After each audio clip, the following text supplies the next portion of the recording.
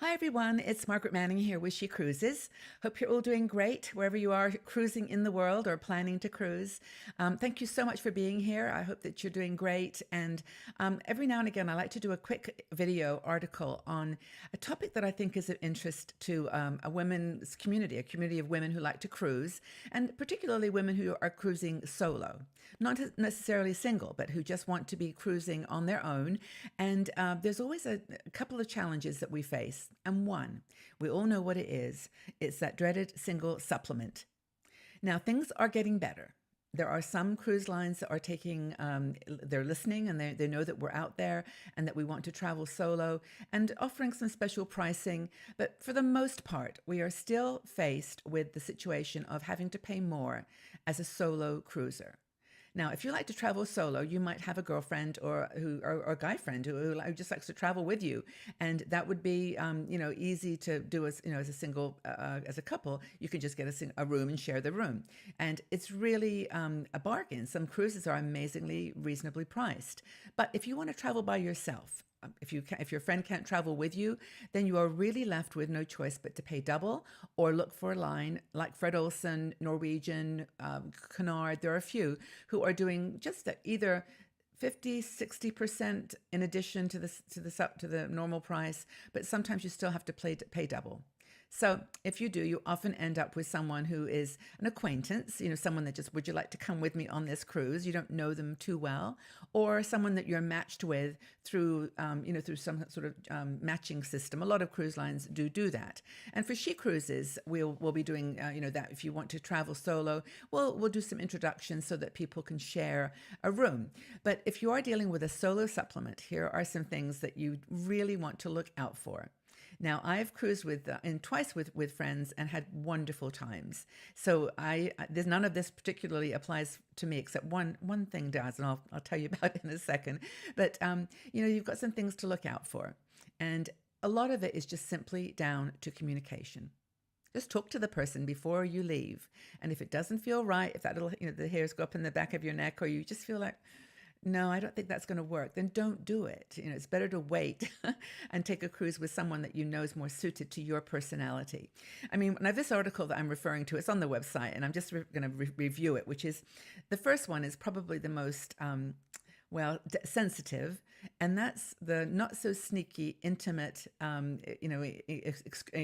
inclusions. And that is where, your roomie, you're out having dinner and then they disappear. And then suddenly at 2 o'clock in the morning, they come in with a friend.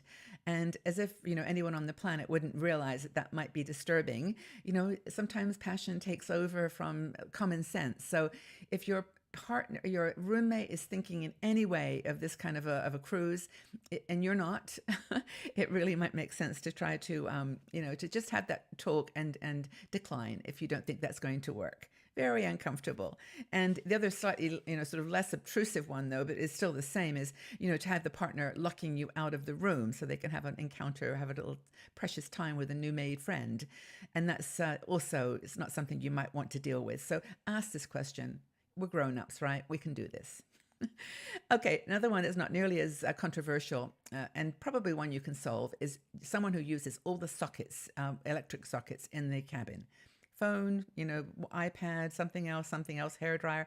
And, it's like, okay, let's share. And a lot of these cruise ships have only got, several, 2 points where you can plug things in, sometimes only one. So I often bring a little strip, like a power strip, that's weight to your carry-on luggage if you're carrying on.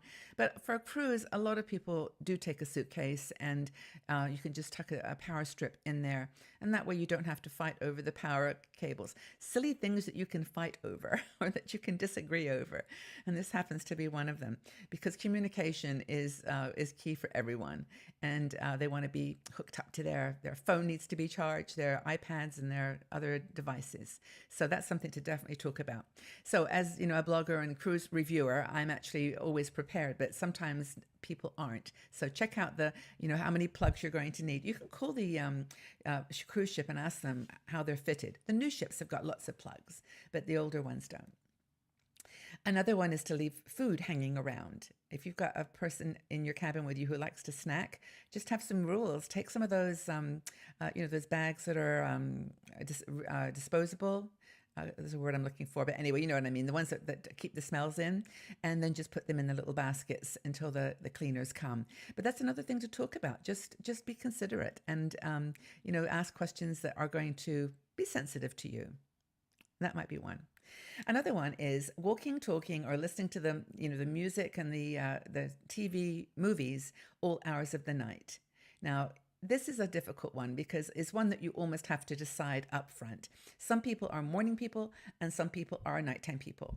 Now, I am a morning person. I'm up at 5 every morning. Doesn't matter what time zone. And so I'm always up early and working usually. But one of my cruise experiences with my good friend, she was a night person. And we worked it out, but it was because I took my earplugs with me. But she was like so excited that they had the entire James Bond series on on the movie channel. And so every night it was like, is it okay, Margaret? I want to watch this one. And then, that would end. And it was like, can I watch one more? And we figured it out. But if you are not that, kind of person where you don't want to be disturbed late at night or early in the morning, just check it out with your roommate. It's really important that you don't start the cruise with misunderstandings.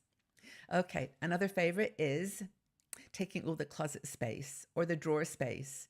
Now, depending on who gets to the room first, another thing is choosing the bed, but that's not so difficult. There's only a small room and 2 beds, so one's not always going to be better than the other. Anyway, but closets, yeah, it's really easy. And of course, we know there's always limited hangers on these cruises. And so a lot of people bring their own hangers. I always bring a few, like those dry cleaner hangers that are very thin.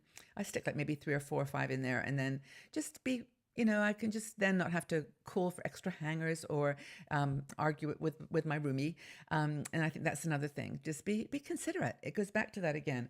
And the thing is, these things I've mentioned, intimate encounters, late night movies, smelly food, and hugging the closet. All these things can be talked through. It's all a matter of communication.